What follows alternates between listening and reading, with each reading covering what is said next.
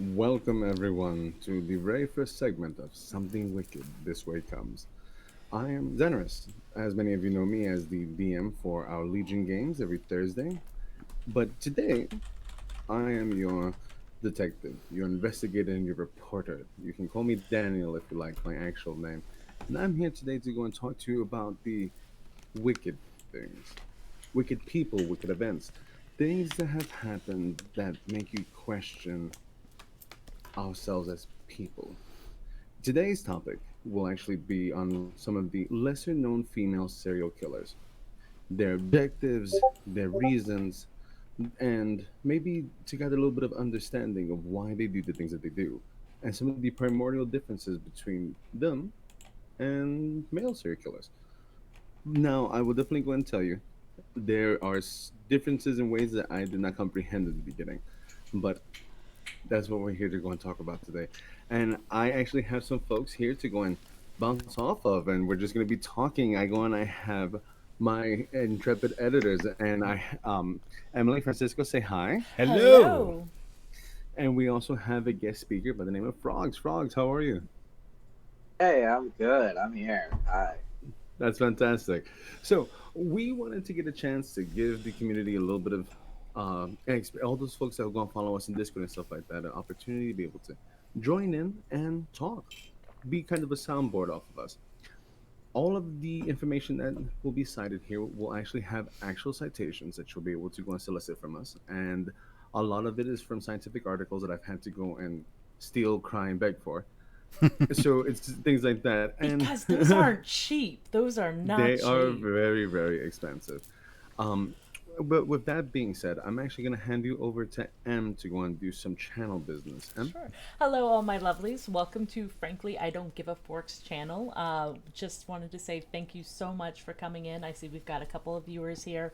And for anyone who's Hi. watching on YouTube, please like and subscribe. If you're watching on Twitch, please follow and subscribe, or follow and subscribe. And please do not give us your physical money. Please, if you want to help us, make Amazon Bezos pay for it. So make sure you link up your Amazon Prime account to your Twitch account. You get free games that way, Prime Gaming, and then you can also every month share the wealth with other people or continue sharing the wealth with us and get more emojis.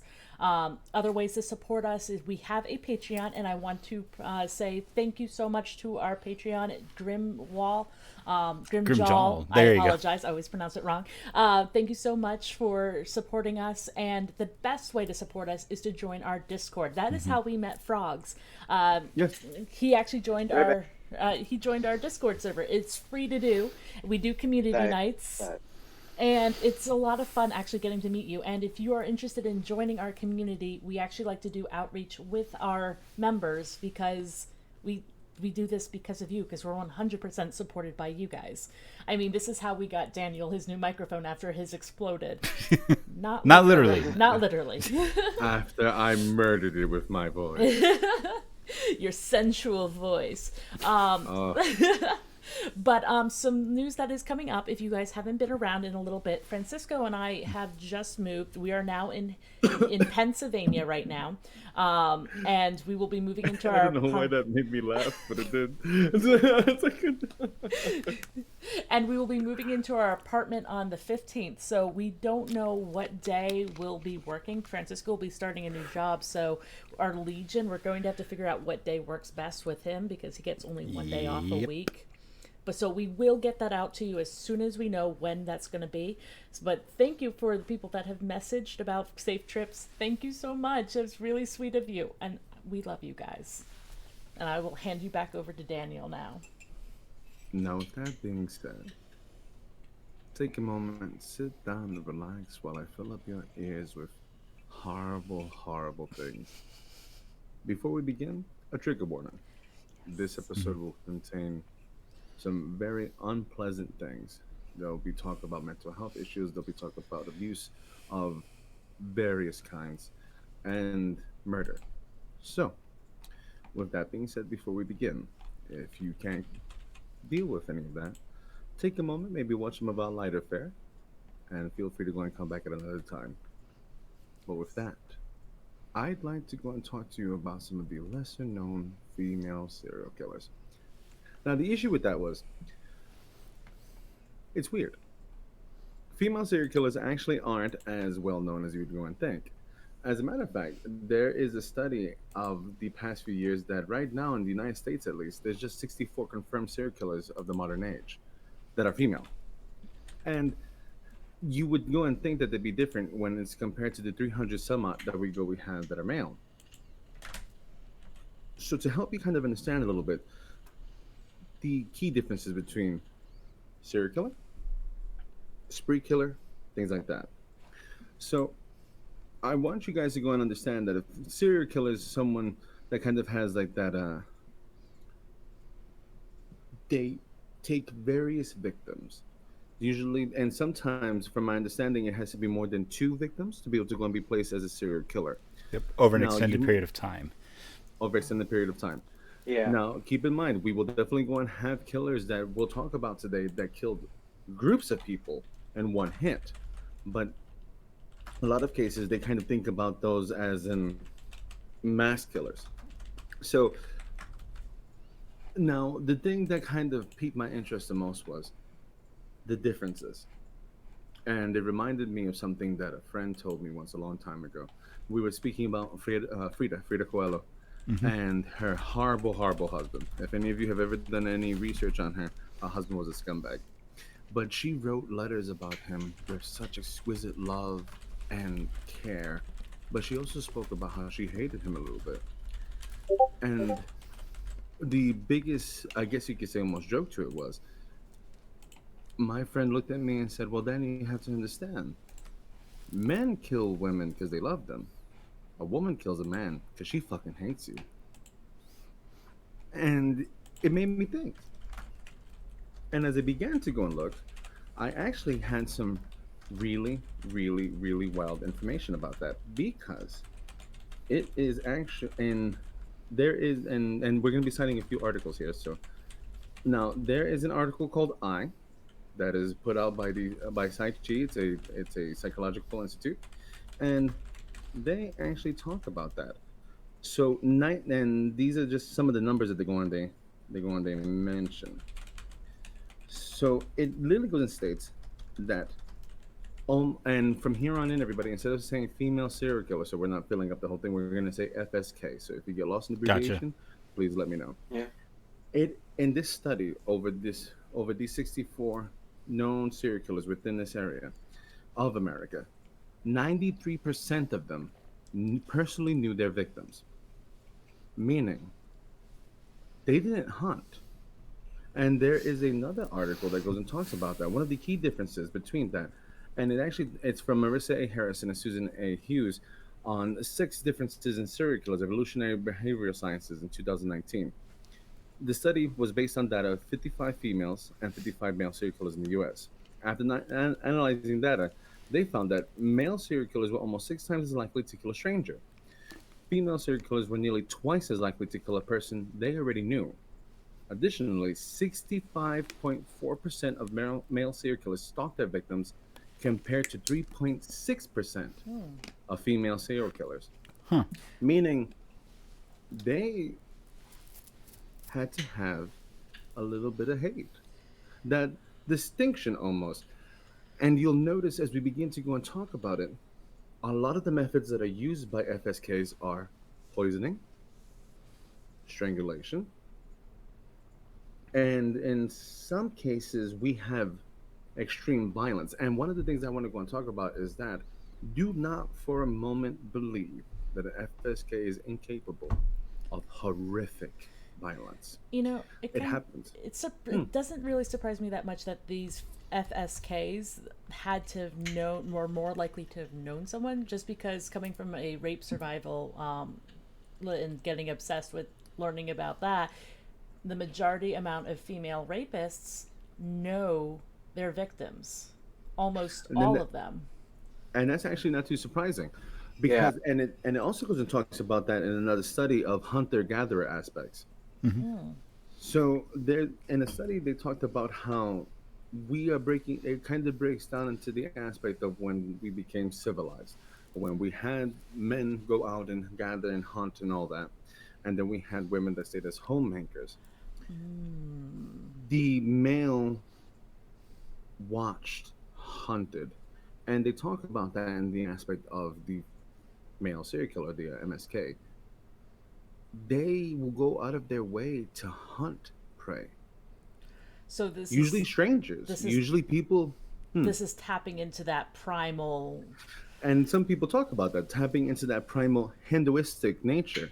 Because another Yeah. thing is, too, most female serial killers kill to better their own lives financially, not for Right. sexual pleasure. And although we do have a case of that, which is Eileen Ronos, I'm never going to say her name right, everyone. Whoever's hearing me say it and you want to go ahead and eat me alive for it, please feel free to. But she became, and I didn't want to mention her too much, but I want to go and at least say her out loud right now because she's one of the few that actively hunted prey, almost hunted her victims, and she used various methods to go and dispatch. But we also just a little bit more of a little bit more information. So there and a study from Murphy, Ho, Bowers, and Flattery in 2015. Most female serial killers, FSKs, suffer some type of physical or sexual abuse. Childhood illness, substance abuse were prevalent. But that also talks about how that happens a lot in most serial killer cases. We'll see. And one of the odder things, too, is things like head trauma. And we'll go on, and that doesn't get mentioned too often, but it's definitely one of those things to kind of keep in mind. Most FSKs will have an education, most of them will have a higher education. Then we'll see that some are actually reported to be, and this one was a little bit weird to me that this would even be questioned, above average or average attractiveness. I have no idea why the hell that's even brought into the light of it. But if you really come to think about it, and we'll mention one or two serial killers like that too, can you be too pretty to be called a murderer? So is it because they are so well educated that they think that they're able to get away with it, and that's why, and they typically, most female serial killers, as you had mentioned earlier, do this over a longer period of times? Is that why? That's actually one of the funnier things about that because in another study by Heather Silvio, it's a theoretical consideration of female sexual predators, serial killers in the United States. She actually mentions overall female serial killers act alone, often mature, careful, deliberate, socially adept, and highly organized. They usually attack victims in their home or place of work and tend to favor a specific weapon, like ingesting poison, lethal injection, or suffocation. Female serial killers acting in partnership tend to be younger, aggressive, vicious in their attack, sometimes disorganized, and usually unable to carefully plan. They generally attack victims in diverse locations and tend to use guns, knives, and/or torture, usually unable to carefully plan. They generally attack victims in diverse locations and tend to use guns, knives, and/or torture. Now, do men switch their weapons? Because I thought that was not a thing. It There are depends. moments of that, and we will, It and you depends. can, and you'll actually go and see cases of that. Give me one sec. Okay, Um, yeah.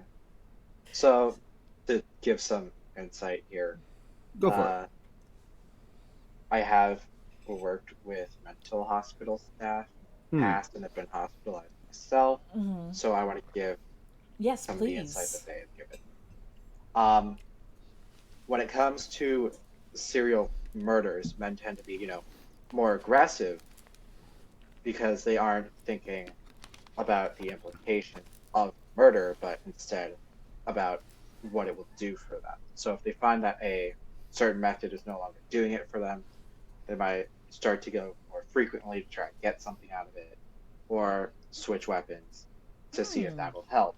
Whereas with female killers, they're doing it more to get rid of something that's bothering them, and everything else is an afterthought.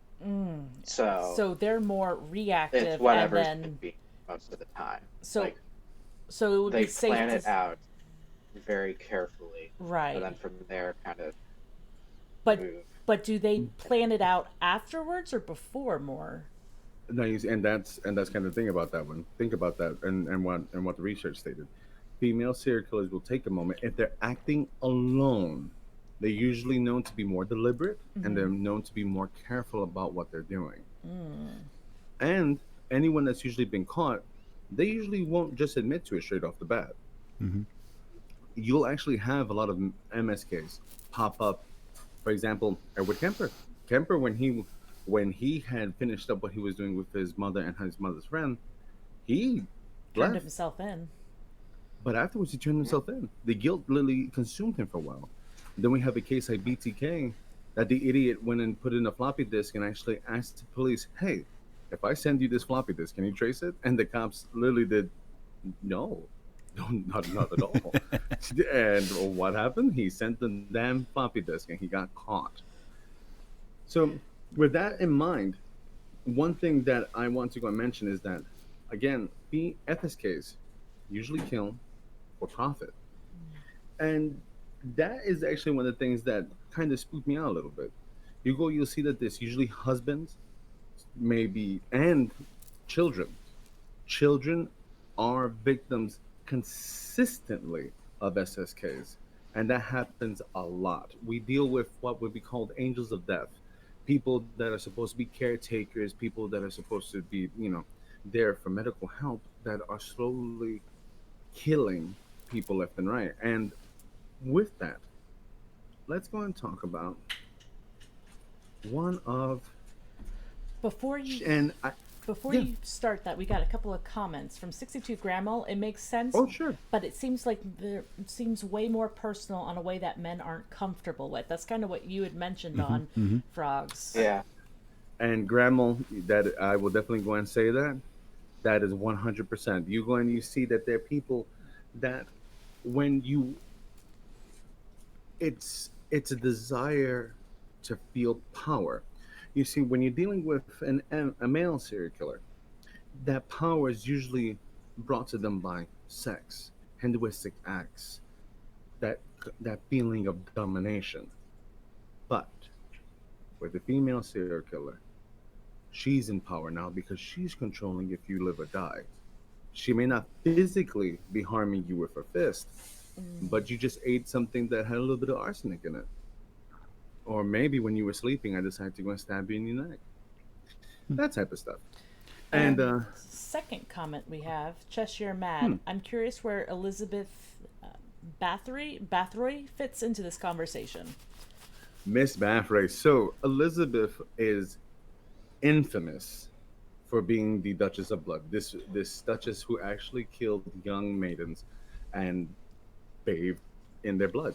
This actually happened. It is an unknown amount of number of what her kill count finally was. But now we're looking at Hinduists. A Hinduistic pleasure. She enjoyed hurting those girls. And it also kind of ties in indirectly into the family killer side of things because pretty much all of her victims were staff and servants of her own manor.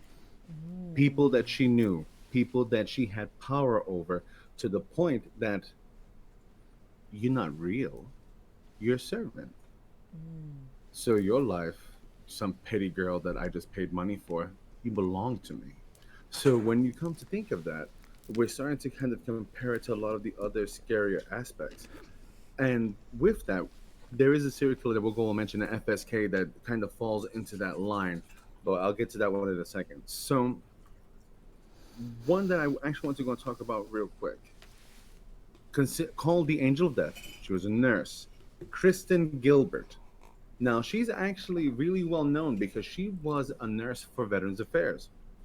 Now, she had a savior complex. Kristen would go and inject epinephrine, huge, huge amounts of epinephrine into people, which would be untraceable. It would literally go and cause heart attacks. And guess who would pop up just in time to save her victims? Hmm. Catherine. Not all the time. A lot of the time, she would mess up and she would wind up killing somebody. But she did that for the thrill, the hero complex of being able to go and get that done. Now, when we go, we have, here we go. That's, I guess, more about it too. So It's unknown how many people she's killed, but right now I believe that she has three that are registered to her, and three counts of first degree murder, one count of second degree murder, and two counts of attempted murder. Wait, that's And it? she is I now I thought she had a lot more under her belt. she's one. Remember, this is just one of the few, and Okay. she actually has four people. And one thing that I want us to go and talk about is, and this is going to be something prevalent that you'll see in Angels of Death: elderly victims. Hmm. Two of her Yeah. victims were in their 60s.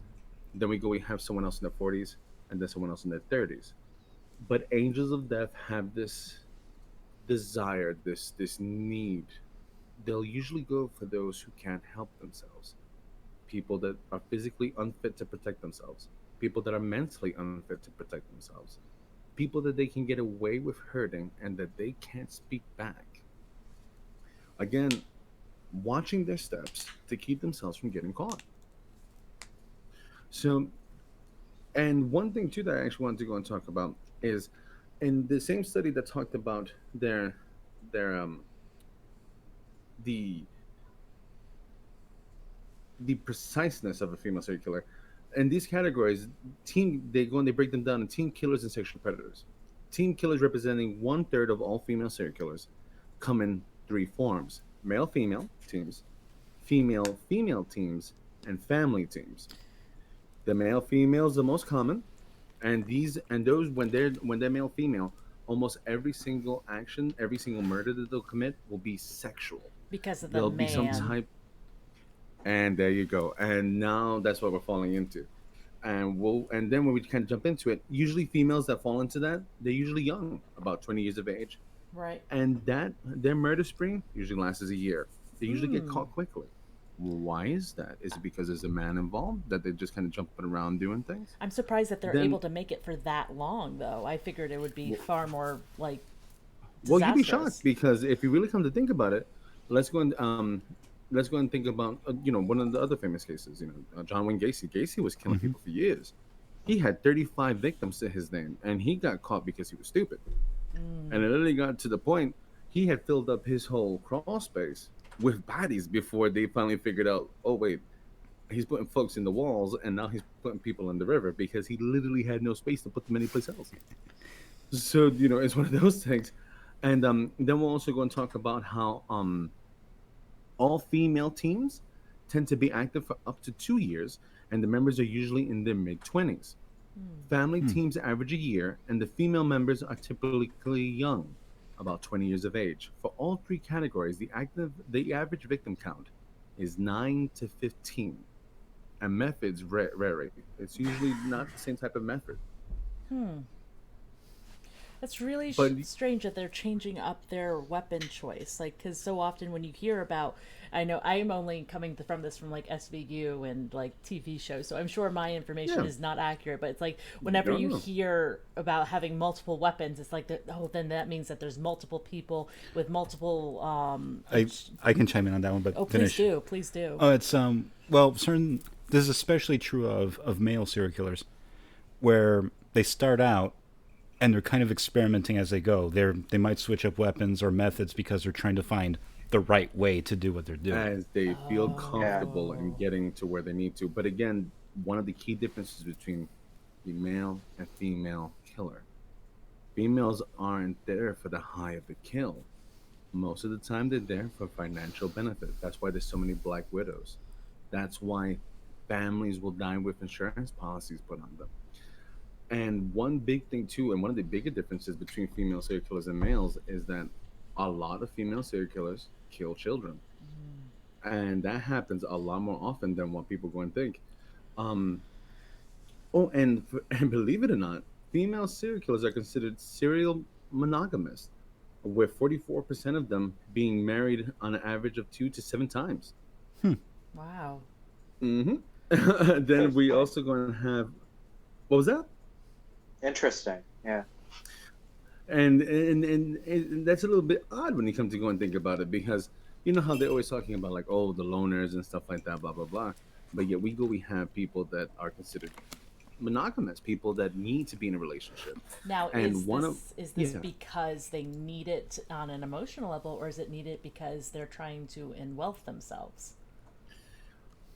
well, you know, I am of the mindset evil has a way of enjoying to hide in plain sight.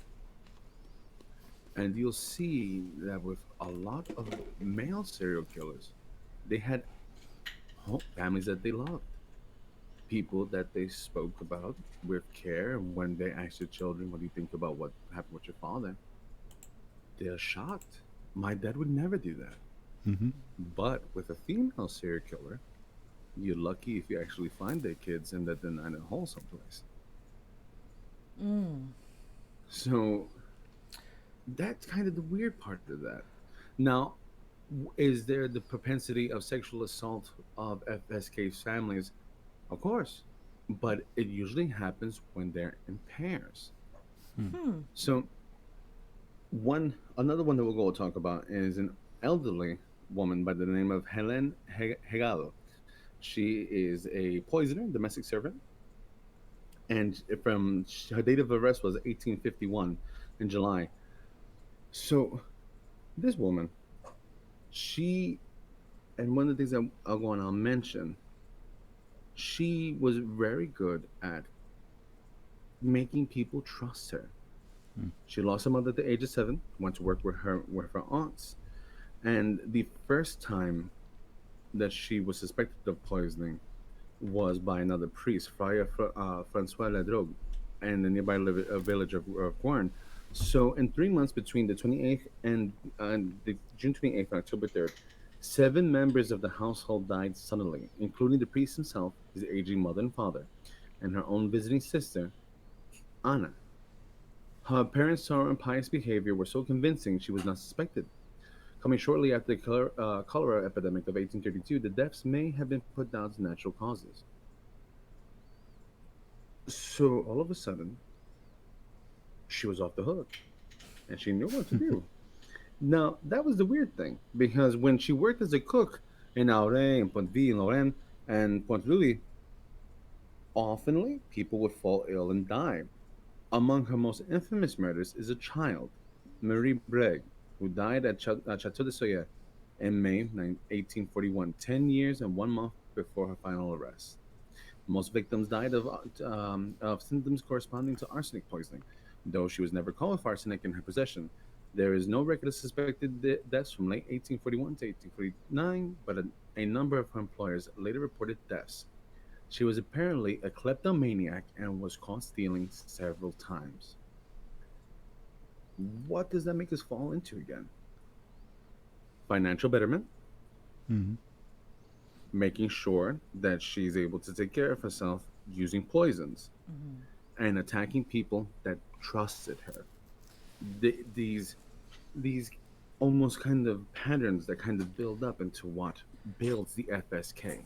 Okay, so you've mentioned FSK, you've mentioned family killers. What is the difference between them? Can they overlap, or are they just. Well, remember, a family killer is a family that kills male, male, Yeah. female, children. Sometimes that all involved in hunting a victim and Okay. and eliminating someone. Now, there's lots of famous cases about stuff like that, and we have a case like that in. I think I believe it's in Scotland. You don't quote me on this one because I'm not sure that it was. They're called the cannibal family. That they lived in caves, and they would literally go and attack travelers, I'd heard beat about them, that. and eat them, and go and bring them down. Now, there's there's legend to it. Some people say they were cannibals. Some say that that was just the media and all that, trying to go and make a big thing about it because they were seen as monsters when they went and they found out. Fun little bit of But trivia for y'all out there. That was indirectly an inspiration for the film The Hills Have Eyes. that is correct. Oh. So, also to go and mention another one. Now, this is where the study got a little bit difficult for me. Trying to find lesser known female serial killers is actually quite hard because when you come to it, those that are captured, they usually captivate the public eye. Everyone wants to know what the fuck happened. So we have the case of Juana Barraza. Barraza is a Mexican serial killer, but she was also a professional wrestler, and she was actually dubbed La Mataviejita, or the old lady killer. So she was sentenced to 759 years in prison, and she has an estimate of victims of 24 to 49. Now, this is one of the things I want to go and mention. Barraza strangled and bludgeoned. We are moving away from the arsenic poisoners, Hmm. and we're starting to go and fall into females that felt comfortable in their body. She was strong, she was physically capable, and I hate to say it, which this goes and falls into homophobia and transphobia, especially in Latino countries. They believed Barraza to be a transvestite prostitute. So the Mexican government launched full out offenses on sex workers, thinking that that's what it was. It was a real on the nose approach to a subject because she had short hair. She was physically strong, so in their minds, oh, it's gotta be a guy, or but no, it sounds like a girl, so it's gotta be a trans person, and it led to this person getting away with so much more Because of their than what they should have. ignorance. Yeah. And it literally got to the point that they believed that she had killed herself. So they were looking for fingerprints in the morgue, which was not the case. Barraza was going around taking people out. And one thing about her, too, is that she, almost all of her victims, 60 or over, and they lived alone. So it was one of those things to kind of keep in mind, She, it's Barraza felt that her hurting the elderly, those that needed or that were in trouble, was doing them a service. You don't have to suffer anymore. Right. Yeah. Because, that makes tons of sense. Again, that angel of death thing kind of falling into mind. You won't suffer anymore. I'm here to take it away. So, So, a couple of yeah. comments from the chat. We have from Cheshire Mad. That's a really great question. What typically motivates family killers? Family killers. There are studies that family killers are usually dragged on by the male of the household. And he will push them by fear, giving them accolades for their cruelty. And all of a sudden, that dehumanization will kind of fall into the family itself and become this grotesque creature. But when you look at the female being the one that's pushing that, you usually don't see family killers led by females because female killers usually kill their families. And that's that weirdness of that. What else you got?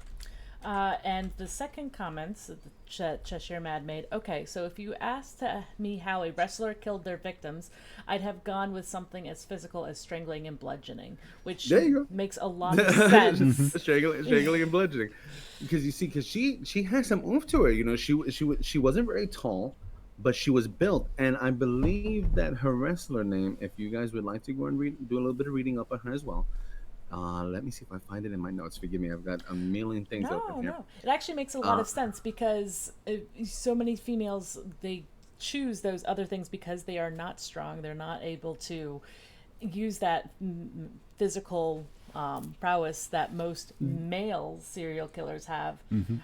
So it makes No, sense. but don't let that trick you though, because if you really go look at a lot of MSKs, you'll have MSKs that will go out of their way to go and attack people that they feel that they can overpower.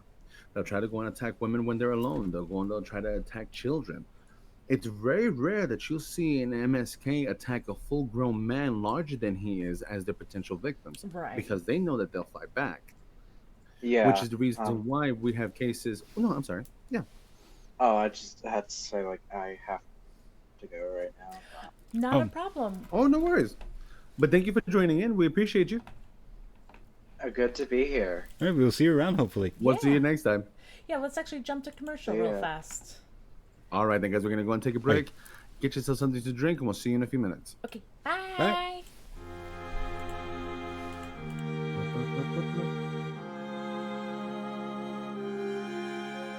Yeah, you're Oh no, he's welcome. there. Thank you for having me. See you around. Bye.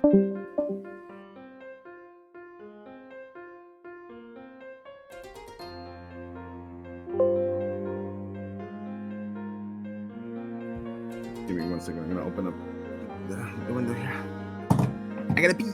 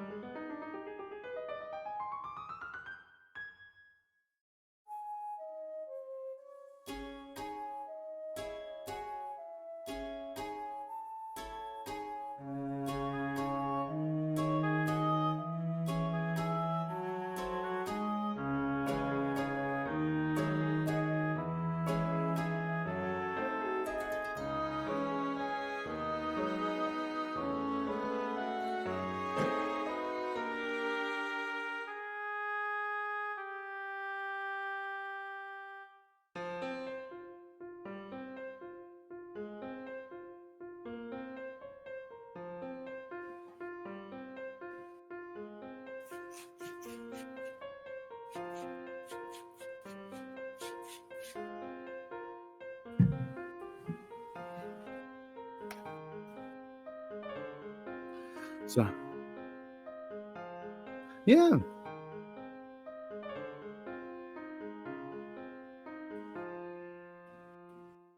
So, what do you? So, what are you thinking? Is it sounding good? I feel good. I wish I had more serial killers to go and talk about because it was so much harder to go find information on them. But it is what it is. I was like, we'll do some. I swear, and I said I haven't gone to some of the good ones that we're about to go and hit. I'm about to fuck you guys up in a minute. So let me know when you want to go and hit it. Hmm.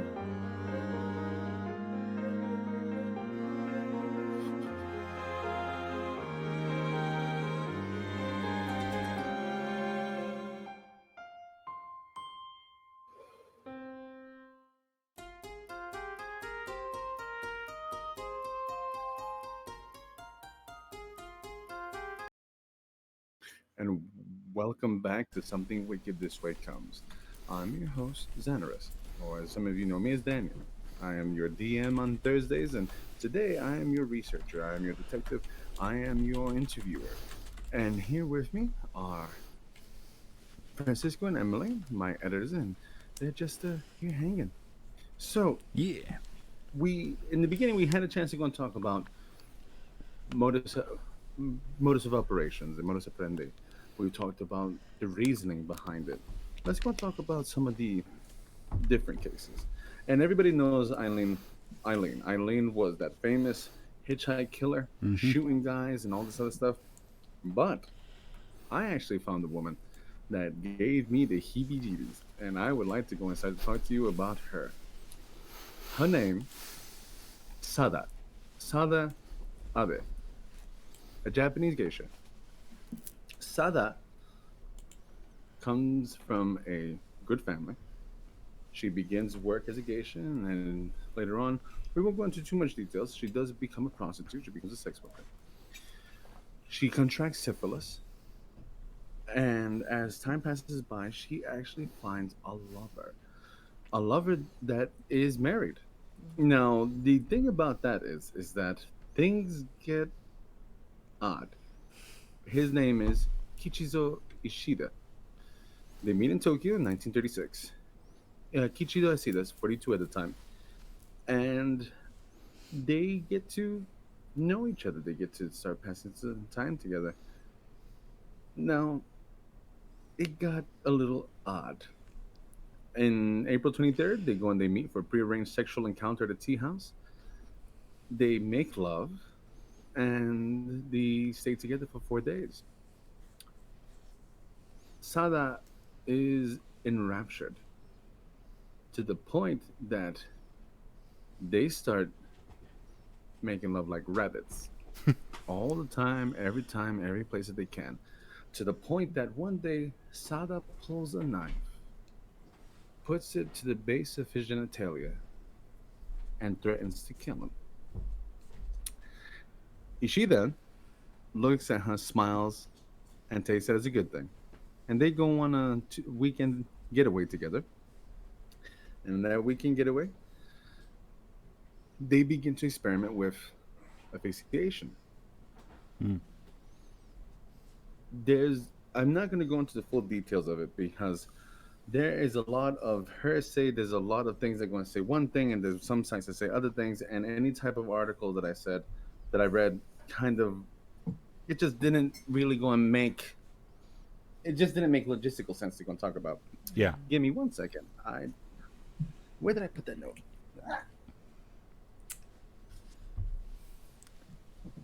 So sorry. Slacking. have- You're I know. slacking. I'll be right back. But I find it fascinating that I still keep coming back to the family killers because it's level of control over level control, and it's horrifying to me because Welcome to live television. So, so, after they have these moments, they are together, and at around 2 a.m., they spend a little bit more time together. She wraps 2 scarves around his neck and strangles him to death. But that's not where it gets weird. She then begins to, as she kills him, she cuts off his genitalia, wraps them up in a magazine page, puts them in her pocket because she could not keep his head or his body. So she wanted to keep something that brought back the most memories. Mm. Now, in blood, she writes on the sheets, Sada Kichi Futari Ki. Sada Kichi, together, on Ishida's left thigh and on the bedsheet. She then carved Sada, the character for her name, into his left arm. And then she put Ishida's underwear on. And her comment when they found her with Ishida's genitalia was, because I couldn't take his head or body with me, I wanted to take the part of him that brought back to me the most vivid memories. wow.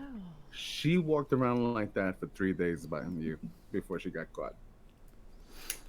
and it's pretty common for serial killers to collect body parts or some sort of a trophy. Trophies. It's not only, and people use the term trophy. It's not always necessarily a trophy.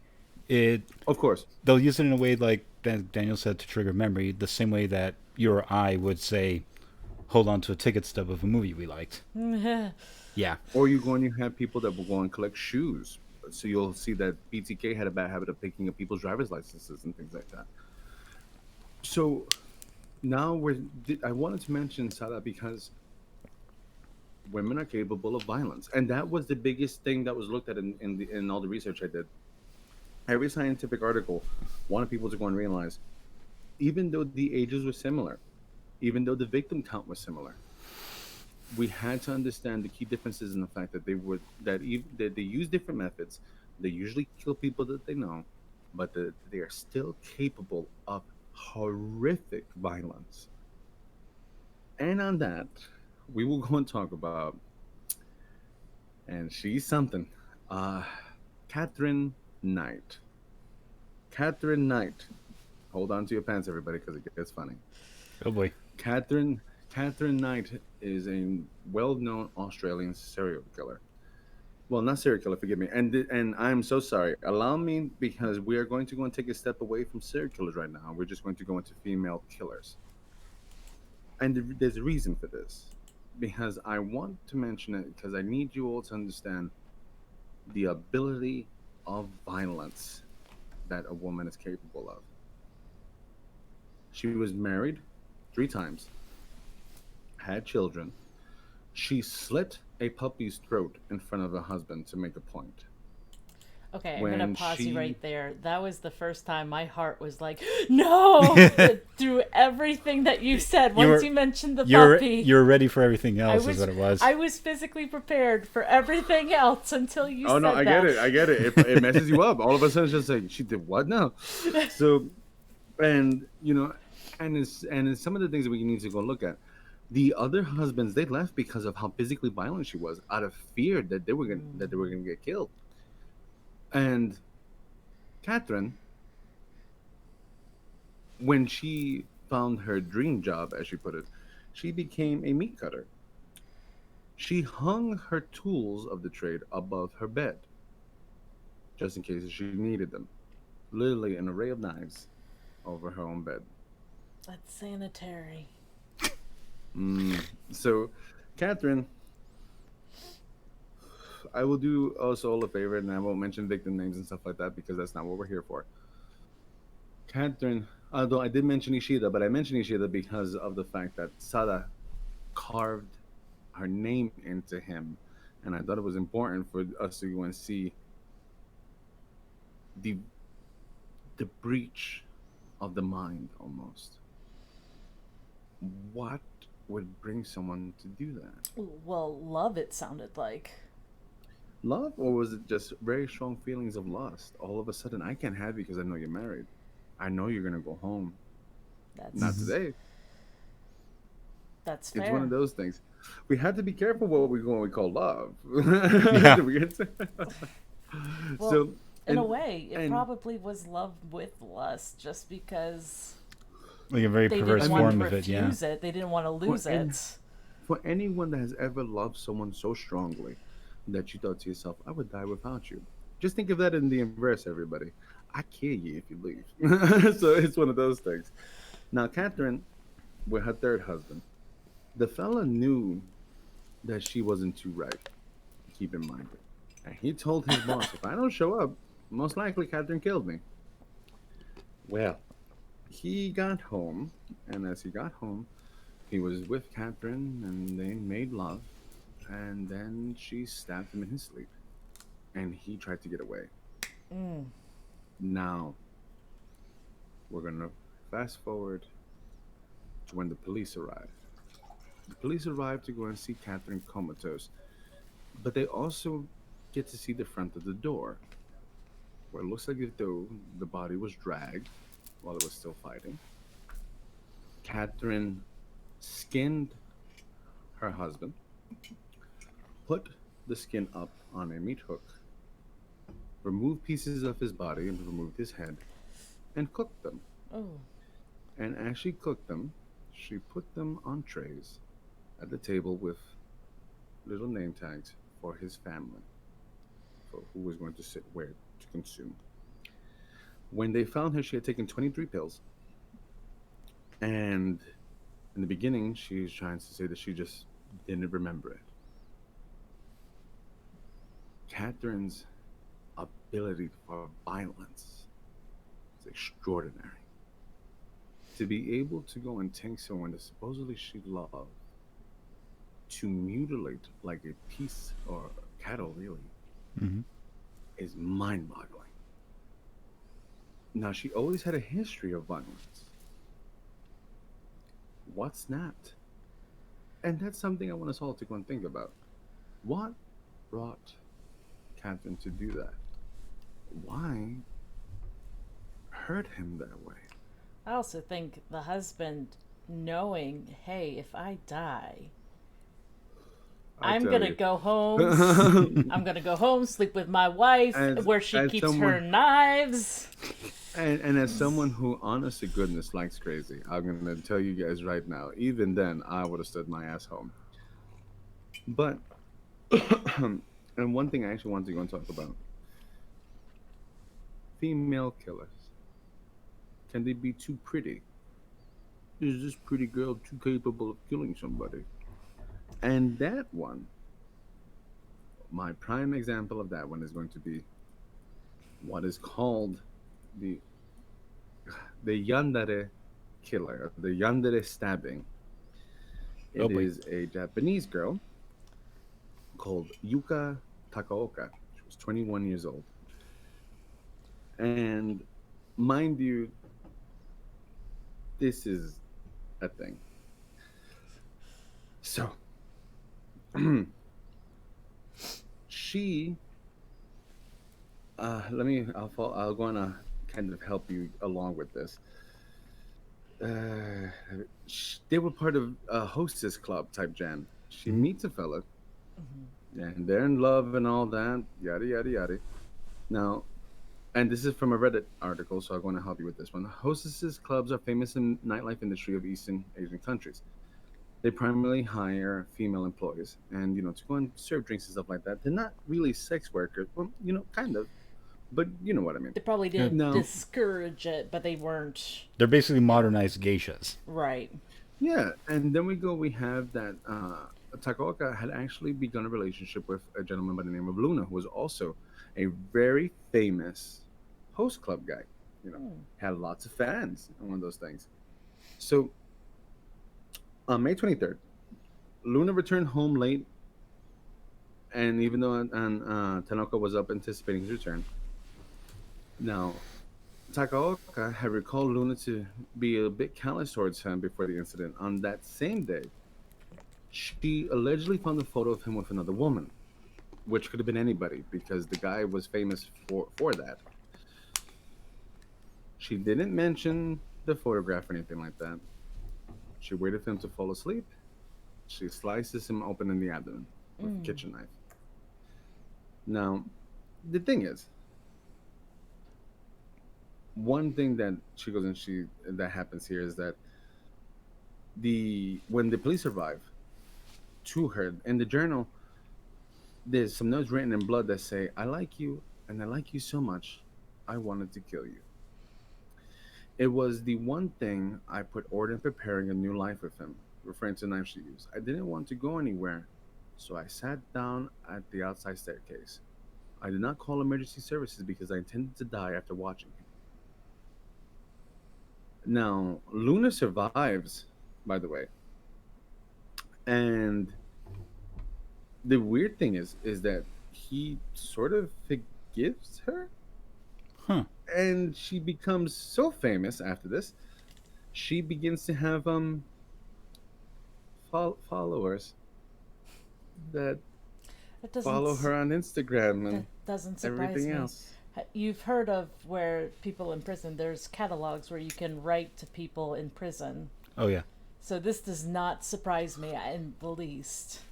And up until the day of his execution, Ted Bundy received fan mail, love letters. Richard Ramirez, I believe, got married, didn't he, or something like that along those lines? I think so, yeah. Yep. So, all this is to say, FSKs, key differences, usually poisoners, Yep. willing to wipe out people that they know personally To better their But then we- lives. to better their lives. But then we also fall into the strange cases of horrific violence. Were they serial killers? No. But they committed acts so grotesque that the main detective that found the Catherine Knight murder scene actually wound up having a panic attack, and to this day is still seeing a therapist for that. Mm. Imagine for a moment walking into a home to see someone butchered like an animal. So, with all these wicked things and all these wicked people, I'm so glad that you were able to go and sit with me and have a moment to go and talk about the darker things in life. And I appreciate you for the time that you took on Mother's Day out of all days to sit with us and to listen. I look forward to any ideas that you guys might want us to Yes. go and talk about. Anyone that you might want me to go and interviews. Anyone that might want to go and be part of this to go and be able to go and bounce questions off of. Please feel free. We have a potential episode that we're going to be talking about some of the wicked things of Puerto Rico. El Cerro de Maravilla. The serial killer, Tony Bicicleta. The car outside that just sounded like a door exploded. So, these. So, So, shout out to Teal Wall. Thank you so much for your suggestion because you have prompted a full segment of wickedness in Puerto Rico. we will also be talking about El Masacre de Ponce and the lesser known Masacre de Moca.